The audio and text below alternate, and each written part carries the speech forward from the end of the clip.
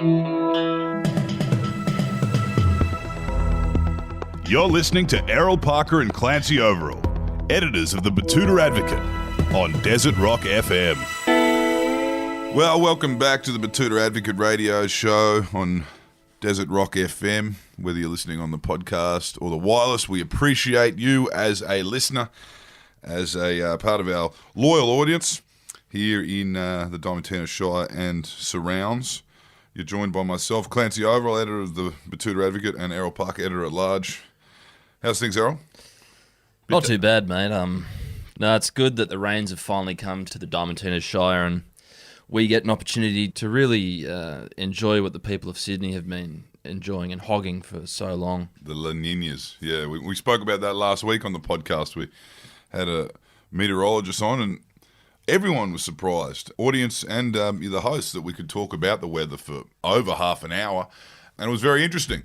But, you know, this is all part of what we're doing now post-election. We're kind of casting a wider net because we know that there's more to this country than the extremely incompetent politicians that we've had to listen to non-stop for a 6-week campaign earlier this year. So we're kind of, you know, we're pushing the boat out. Interviewed a few rock stars, as you might have heard. Interviewed a whole range of people. We had Maine and Shari on here the other day, actors and directors and writers. And today we are delving into comedy. We've had comedians on here before, but today we're going top to bottom with someone who's from a town not too different to Betoota, if I'm honest. He's from Wagga. I've heard him described as the king of Wagga. And you know what? He's actually so Wagga that he says Wagga Wagga. He shows the respect. It's a town so nice they named it twice. Yeah, it is. It's similar to New York, New York. Thank you for joining us today, Dane Simpson. No, thank you for having me all the way from Wagga Wagga. Yeah. You know, where it comes from is it derives from a Wiradjuri word. Yeah. And the blackfellas there, they say Wagga Wagga. And what they used to say is Wagga was a bastardized version of Wagan, which is means crow in Wiradjuri language. And to say it twice is to pluralize, place of many crows. Wagga Wagga. Right. But Uncle Stan Grant has been saying for years that it's not a bastardized version of Wagan at all. Wagga Wagga is the place of celebration. It's to celebrate. So to be dancing intoxicated with the spirits. Okay. Is what he says. And what was really funny, that they did like a little yarn about it in the local paper maybe 3 or 4 years ago. And somebody on their Facebook page just said, Uncle Stan Grant can't just come in and change tradition. Yeah, It's been place of many crows for 40 years now. Uncle Stan is Wiradjuri elder. He put together the Wiradjuri dictionary and various versions. So he's well versed in, I reckon, the language. Yeah. Well, I'm going to go with his. I'm going to go with his version, even if some people do accuse him of changing history. So they're all there. They're all down that way. Actually, that's the Riverina, the Grants and the Grants, Goolagongs. And you know, I've been downtown Wagga Wagga, and dancing intoxicated with the spirits is exactly a good description of what would be. It's a long main street, that's for sure. Yeah. I think it's the longest, in New South Wales. What's that one with the mirrors in it? Nightclub with the mirrors in it? Romano's. Oh, yeah. Oh, right. Yeah, that's changed now, but it has. that's I remember that. That's so fun. You don't want that, do you? No, because you think you're in a much bigger venue than you are. It's very disorientating. I mean, like, imagine if there was a fire. I mean, like, you'd just be running into mirrors like you're a pigeon going into a bloody bus window, you know? Why is this cook guy stopping me from running out of the building? Let me out. Why is my exact doppelganger blocking me during this emergency evacuation? I want to ask, is that a funny town in your perspective? Obviously, it's created you and launched you into a career of being funny. But when you really think about Wagga, and people don't spend enough time thinking about it, because it's one of those, you have some big towns around, you know, northern Victoria and southern New South Wales, Albury, Wodonga, Shepparton. Yep. But Wagga's big. And they've got everything going on there. They've got all kinds of different nationalities. They've got the army. Yep. And it's also on that Ron Barassi line where it's the only town in Australia where it's split 3 ways between rugby league, union and AFL. Yeah, and like, not just the army, all the Defence Force there. Yeah, right. So they've got the RAF base there, and for some strange reason, the Navy, which is, we're 4 hours inland. Oh, it's a big river, the Bidge. You know? Yeah, well, when they put that submarine in, it became a very small river. What's the go there? Do you have that same kind of thing with the locals and the defence personnel that they do in Townsville, where it's kind of like the AJs, they call them up north, the Army Jerks or Army Jocks? Usually, we'll see you go and do your basic training in Wagga at Kapuka. Yeah. And then once you get to Townsville, you're enlisted. So Okay. you're a full-blown soldier. Yeah, so a bit up more there. bright-eyed in Wagga. And Yeah. then but by the time they get to Townsville, they've got Yeah. that sleeve tattoo and the In Wagga, G-Shock watch. the AJs get flogged. Yeah. And in Townsville, the AJs do the flogging. Yeah, okay. Bit bigger in Townsville. I think they're tougher in Wagga too, Yeah. like the townspeople. Yeah. They won't stand for it. Whereas Townsville. North Queensland is notoriously soft. You're right. Yeah. You know them fellas. Yeah, they're just a bit, they're cats, really, Is that- up north, realistically. Some fighting words. There's some people listening in today that are going to be burring up at this, especially after Origin of all days, the day after Origin. My back hurts from cutting cane. Yeah, get over it. I love it. Anti-North Queensland rhetoric. You don't hear enough of it. It's the cane toads make them weak. Bro. Yeah. Oh, yeah. Sorry to the family up there. Now, tell me a little bit about growing up in Wagga and how that launched you. Yeah, well, I grew up in Wagga Wagga. Moved there when I was about 5. Yep. My mob's from Walgett, Yep. outback New South Wales. I was born in Bundaberg. That's why I'm a Queensland supporter. Okay. Last night. Yep. So good on them. That's a good claim. That's a good enough reason. I mean, a lot of Corey football fans just jumped over anyway during the GI era because Absolutely. and the circumstances are flimsy at best. Like, they've got more blackfellas, bruh. New South Wales won't pick any blackfellas. And you're like, yeah, but we're winners though, bruh. Like, at the end of the day. there's like a lot of reasons. At the end of the day, you kind of want to support. It's like someone who's got a grandparent who's from New Zealand. It's like, yeah, I'm an All Blacks fan. Yeah. Like, I get it. Yeah, they've won 89% of the last matches. I can understand why you are finding a very, very weak link to that island nation over there. But Bundy, was that your family working up there? That's my mum's mob. And then, dad's family's from Walgett. And then we moved to Wagga. I was around 5 years old. But I've still got that in me, and we still we used to go back to Wagga to go and visit Dad and every school holidays and stuff. And they've got that ingrained yarn in them. You know, like when you go back home, that's all you do. Like you just sit around home at the pub around dinner and spin yarns. What happened? Oh, I should have seen your cousin there last week. And spun the yarn possibly a dozen times within the space of an hour. It's the same story. It's just a new person's come along at the pub. And so we've just carried that along. When I as I was growing up in Wagga, I think we just transferred those skills straight to Wagga, and we've just been like telling yarns, being silly. Even today, still do it. Yep. We were just at the pub last week with Dad, and Dad was having a go at me because I include my dad a lot in a lot of the stories. And he's like, yeah, you won't laugh at me when I'm dead, will you? And like, what a full-on... But that's his go-to. Like, he loves talking about him dying because he knows it gets a reaction. And, and you're like, the more you say that, the more I will. well, Like, that's right. I was like literally saying... That's really funny you would say this because... I'll think about this moment. I'll probably have a little chuckle at your funeral. and I was like, also, you don't know. Like, I could die. It's a good way though. It's like a napalm to kind of end the heckle too. From your son. Boom. Yeah. I will die. Let's get morbid. You know, like, shit, I can't really wind him up too much. Yeah, I used to say the same thing to my old man. Yeah. Yeah, and I was like, there's every chance you'll outlive me, Dad. So you might as well be nice to me. Well, that's where I was going with it. I'm like, well, how about I might die tomorrow, so I should be able to use the jokes. Like, you don't know. And it got all real like philosophical in a way, just in his eyes though, because he can't verbally do it. Yeah. And he just said, "Oh no, no father should ever do that." That's but I'll tell you what, if you did die before, I would visit you every day. And I was like, that's lovely. Yeah. And he's like, I'd bury you at the pub though. So that'll. Of course. But it's a gag. Like he's always looking for a yarn, a laugh, and it's so silly and so much fun. And that's even last week. So it's these silly things that are always happening in my life. So growing up in Wagga, it was really fun going to high schools and stuff, but traveling back to Walgett during the school holidays and hanging out with friends, like, that's when you make your real friends. Yeah. So all them boys and hanging out with them guys during the school holidays and stuff was really fun for me. And then, having friends in Wagga. And then, I was a DJ really early. Right. So that's sort of how I got into it, because I loved emceeing, like hosting weddings and stuff. Yep. It's real cash things too. Not like mad, not like Skrillex behind the Yeah, a wedding DJ. a wedding DJ. Quite literally, one time a guy come up to me. I can't tell you how serious I am on this, and he just goes, "What AC/DC have you got?" And I was like, "Oh," because back in the day, obviously, I'm using CDs. Yeah, you know, yeah. we don't have access to laptops and stuff. And I'm like, "Oh, I think because AC/DC didn't release like a greatest hits album. I don't know if they still have." All right. Yeah, they're probably they're still chugging along, right? Yeah. Yeah. And I had their live album.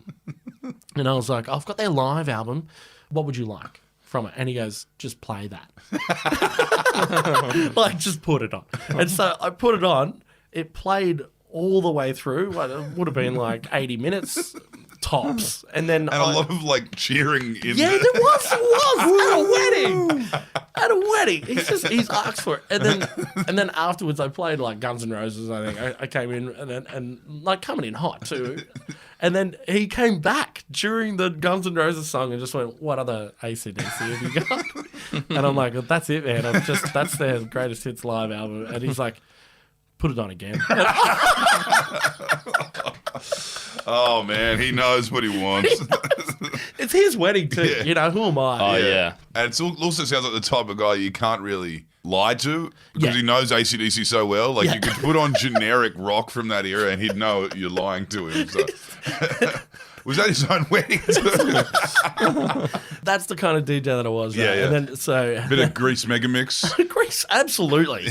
That's my bread and butter right there. And then I bought all the equipment, so I own all the sound, the mics, and all that type of stuff. And buying good, I feel like in Wagga you need to be more elite. Like I find when I come to major cities like Sydney and Melbourne and all that type of stuff, people buy like just off-brand, Yeah, and I'm yeah. like, this is not So good. you got all the gear. Got the Like, good gear. Got yeah. Shaw, Yeah, yeah, Yamaha, that type of like those Yeah. brands.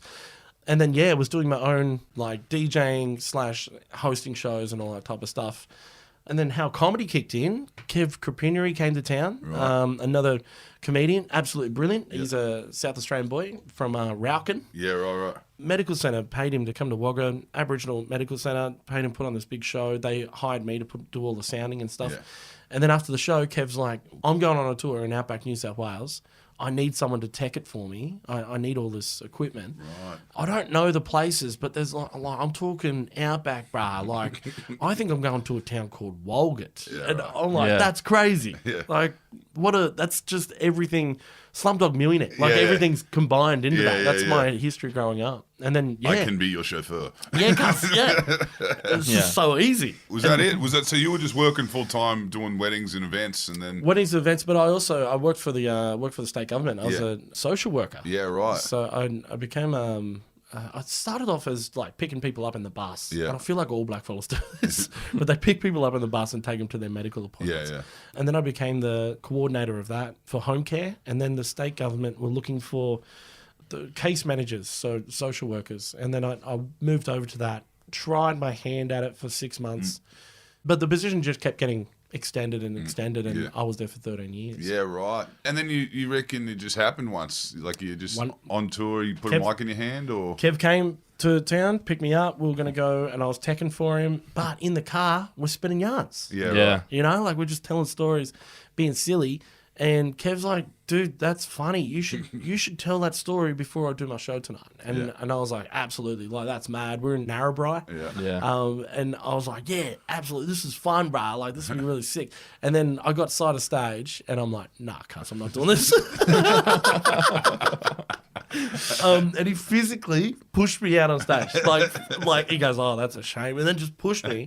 I must have went like 3 meters, but it felt like I just Yeah. ran forever. Fell into the ocean. Out of breath. Yeah. It was crazy. And he back announced me too, so I couldn't dog out of it. Yeah. And now, Yeah. And it's his first time, ladies and gentlemen. Give him the love that he deserves. It's his first time on stage. Dane Simpson. And then I was, because I know I've got mob out that way too, so I can't just run off. Like Yeah. that's even more shame. So Yeah. I told the joke and it got a laugh, and Yeah. I went into more material. Like Yeah, I was oh, like, you start I feel riffing like here, that. yeah. Yeah, brother.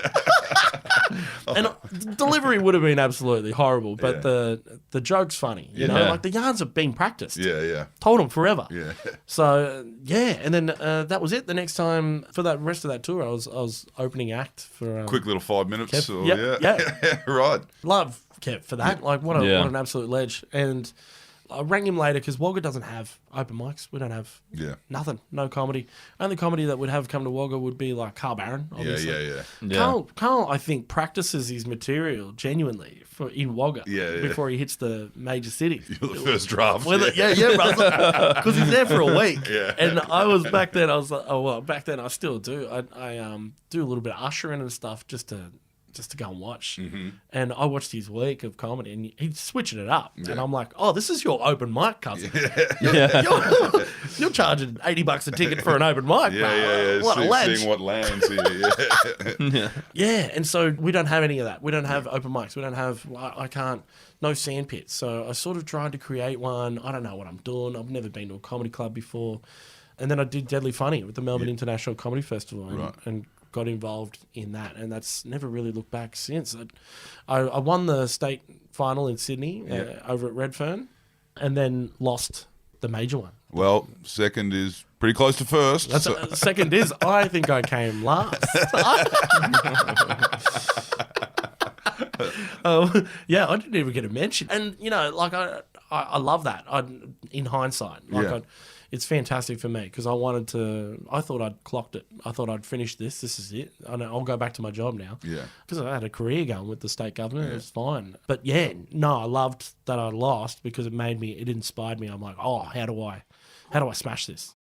Comedy's a terrifying thing, it sounds like, to get into because what you really want to do is take your knocks early and learn all these things quickly and fast and, have those horror moments at the start and then no one remembers them by the time you've got a bit of heat behind you. I would be very interested to see the stats of people who stay with comedy after they learn those lessons because those lessons crush you more when you're younger. Like, I mean, I can only think of... I don't know how you guys do it. Sometimes people walk out and they're just a bit off that night and the crowd's a bit off and you can do 30 minutes to complete silence. Absolutely. Like I'm talking 2015. So it's not even that long ago for me when Kev took me out on this weird regional tour. But it's been a roller coaster since. Yeah. And even Kev was like, oh man, like 10 years, you're going to be on the telly, you're going to be big. Nah, cuz. 5. And it took me 3. And then that's when you start getting, your acting gigs? Are we talking gala appearances? What do you call it? So that's even a more crazy yarn. So that they were giving me a bit of heat at work because I was not skipping work. I was taking leave. Yeah. But I had a lot of leave built because I didn't go anywhere. Yeah. I took sickies if I was going to do anything Yeah. on a Friday and then go for the weekend. So I had so much leave and I was just going on these tours with Kev. Kev did the Aboriginal Comedy All-Stars tour around the country, 76 gigs. I jumped on board on that. That's my first gigs. Yeah, right. That's me first ever gigging. Like, that's crazy. Baptism of fire. Go on an Australian tour. Yeah, well, how would you get a start now if you wanted to be a comedian in Wagga Wagga? I started a comedy club there. Yeah, right. So we do a monthly gig. Yeah. The Riverina Comedy Club. And we toured around. We try to be a little bit around the Riverina. Yeah. So that Wagga Wagga's the base. Obviously, it's where I live and it's where I can promote it really well. But we try and get out to places like Kuta, Tamora. Yeah. Hey. Yeah, Tamora, I said. Yeah. And, no, I can. There we go. Hey. Hey, out to Balranald. Lovely part of the world out there. I've never been to Balranald, but I've been out to Balranald. But Mate, The Riverina extends a little bit. Like, it's a much bigger than I think because sometimes you get some people on the snowy mountains who will kind of call themselves Riverina, like Jumit and shit. it like goes down the Murray River. It's the biggest one in the country. Yeah, I know, but not the entire Murray River is the Riverina. It's funny when people decide now I'm from the mountains or now I'm a snowy mountains boy or like sort of the southern slopes. Or That's the another- outback. Yeah. So you bounce that around. bounced around doing the Aboriginal Comedy All Stars tour, and then came back red hot like keen as mustard. My work was not happy. I'm taking 6 months of the year, trying to take 6 months of the year off, and they were like, pick between whichever you're going to do. I made my choice, 5 to 5 on a Friday, typical government worker, just to be like, nah, I've had enough. Sent an email out, and I'm like, I'm not coming back. This is it. I'm putting in my 2 weeks notice, but in my brain, I'm never coming back again. Yeah. I'll just take 2 weeks leave and this is it. Yeah. Freaked out about it. 5 to 5 on a Friday. That sounds fucking impulsive. It's like, I'm not coming back again. It's very impulsive. It was 100%. I was 35 and I'm like, I should talk to an adult about this. Like, I am acting very childish. And sent it out. I sent it to everyone too, like Jerry Maguire style. Never. Yeah, CCCC. Yeah. I'm taking the goldfish. Yeah. You get And the your last one, the Premier. all the way up to Mike Baird. Take them all in. Obama. I'm leaving Michael. I'm leaving. Here's my 2 weeks, and here's my manifesto on how we should manage athletes. I drove to my mum's house, I think mainly to break it to her that I've done something dumb. And as I pulled into a driveway, the Melbourne International Comedy Festival gala rang me. And just as if they were tagged in. Yeah. Like they were like, oh, we need to help this guy. He's finally got the time. We've seen your email. And what did they say? They wanted me to do the gala Right. that year. And back then, doing the gala, it was sort of like one of those things where, all right, well, this is it. This is the pinnacle. This is the biggest gig in the country. As soon as you do the gala, you sell out your gigs. This is like insane. So I'll be fine. I told my mum exactly those words. Did the gala and did a great spot too. Like I'm still proud of that. I still watch it on telly going, yeah, no, I'm proud of that. That's a really cool spot to have. Didn't sell out gigs though. Yeah, right. Also, to this day, I think I've done 4 of them. Yeah. I've talked to other comedians and they're like, it'd be great to get on the gala one day. I'm like, yeah, I've done 4, mate. Yeah, Like, yeah. It's like it helps you become a household name, but it doesn't really translate to ticket sales. And not a lot of people, like I've been stopped very few times. Yeah. And I set my wife up in Wagga Yeah. for people to stop me and go, oh my God, are you Dane Simpson? And it's the funny gag. And then she figured it out. One of the boys got drunk at the pub and spilled the beans. And I was like, damn it. We went to Sydney and this lady stopped me and we were walking across the road. So like on traffic lights. And then this lady was like, oh my God, Dane Simpson, I've seen you on the telly. I love your work, blah, blah. And my wife quite literally told her to fuck off. Yeah, she thought it was a stitch up. And then, and I was like, no, that's proper. And she's like, nah, there's no way. I just told a random person to fuck off. And I was like, no, you did, mate. That's She was a comedy fan. Now she's worried about his very protective wife. If she's from Sydney, though, she's probably used to it. Fuck off. They're all so mean to each other down there. Tell us then, you launch from there into, as we said, you've reached the pinnacle 4 times at the gala.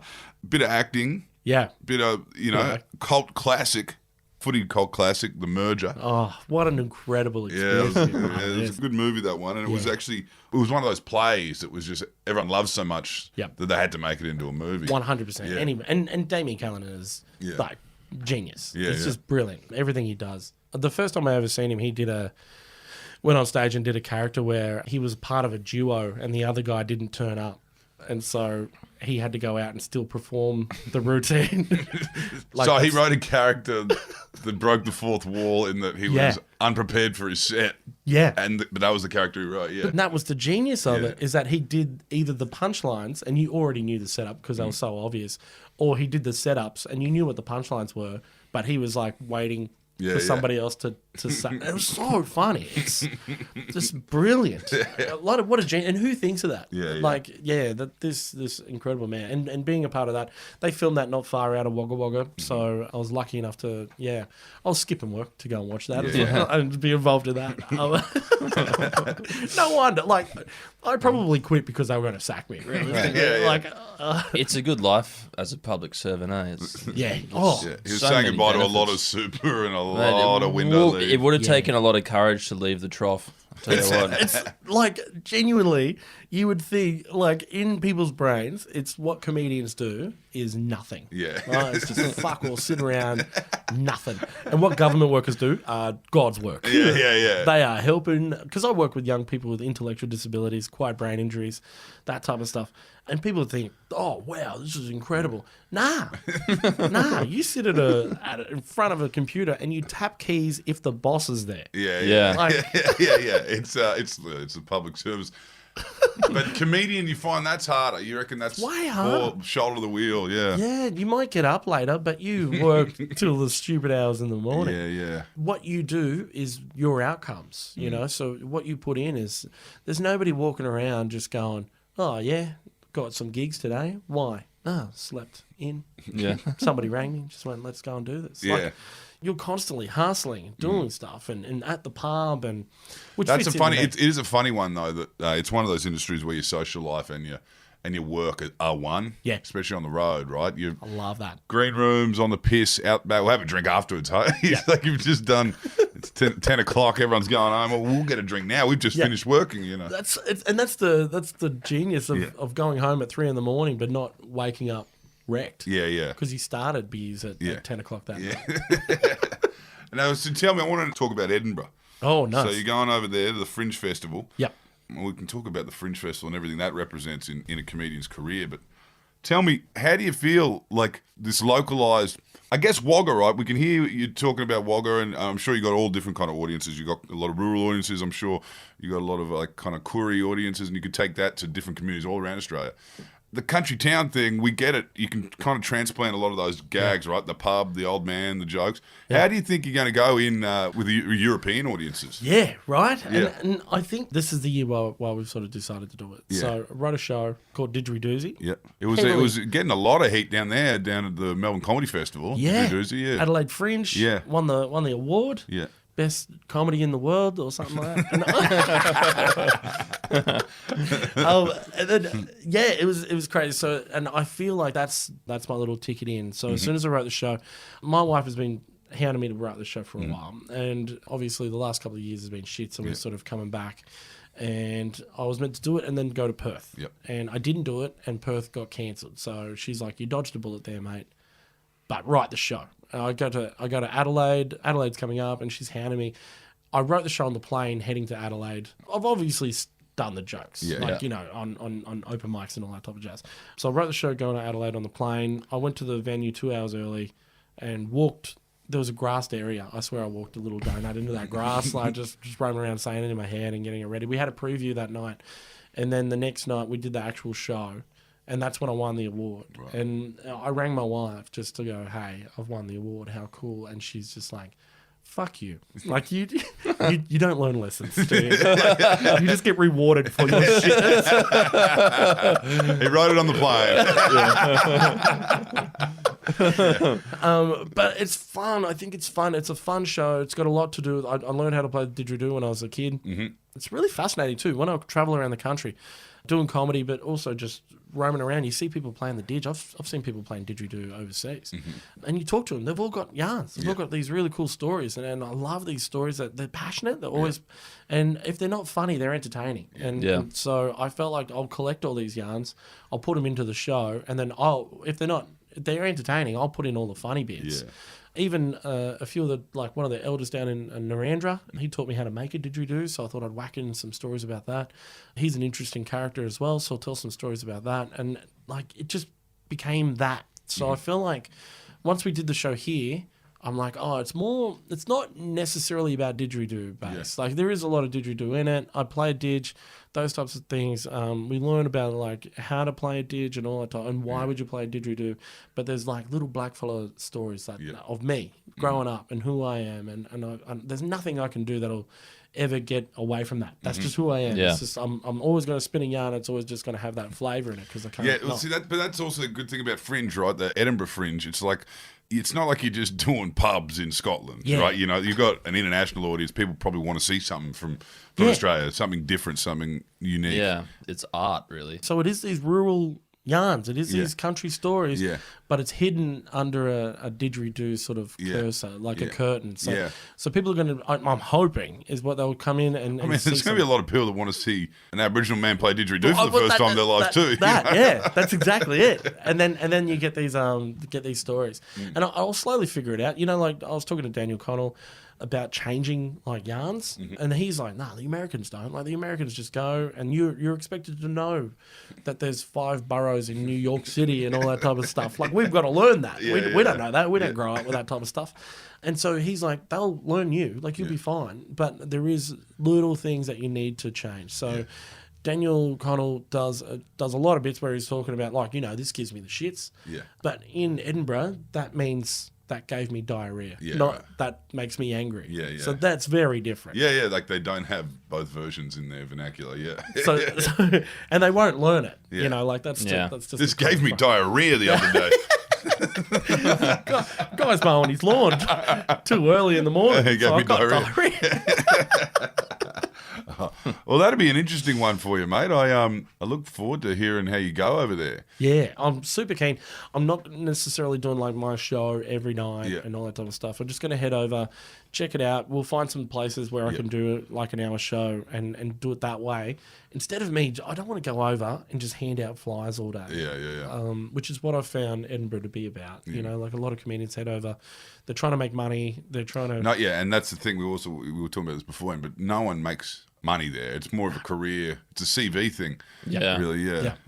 So, I'm only doing 2 weeks, which is apparently weird. Yeah. Like, people go over and spend the month, and I'm like, who has that kind of money? Like, Doing a month in Melbourne for the Melbourne Comedy Festival, do a month in Edinburgh, just bouncing between the coldest fucking cities in the world, month by month. also, I don't know if anyone's looked at the accommodation in Melbourne these days. Yeah. But it is expensive. Yeah. I mean, you'll probably have better luck in Edinburgh in the middle of their Fringe Festival, I reckon, than Yeah. Sydney or Australian rentals. No, well, Carl Barron would be there for the whole month, so maybe you can room with him. Yeah, Russell. He should be. Wait, can I hit the sunbed in $80 a seat. Fucking Wagga 3 nights in a row. He'll be fine. Fucking hide You're on him. shout, Carl. Can you shout me a bed for a month in your living room? Oh, no, that'll be good stuff. Well, I hope to see you in some more TV and film. Yeah, we've got some zombie movies coming up. Okay. Some other movies that are on the horizon, which is pretty cool. Yeah. Starting some. Yeah, what a crazy world. Wagga Wagga, right? Yeah, and then now I'm into movies. Like, what is that? I would never even dream of going to Edinburgh. all these directors read that email that you sent out at 5 to 5. They're like, Jesus, guys, He's reliable. this guy is sharp and he's available now, so let's get him into this movie. Well, thanks for joining us today, Dane. It's a hell of a yarn, a great insight into Wagga to the world. Yeah, it's crazy. Thank you. This is awesome.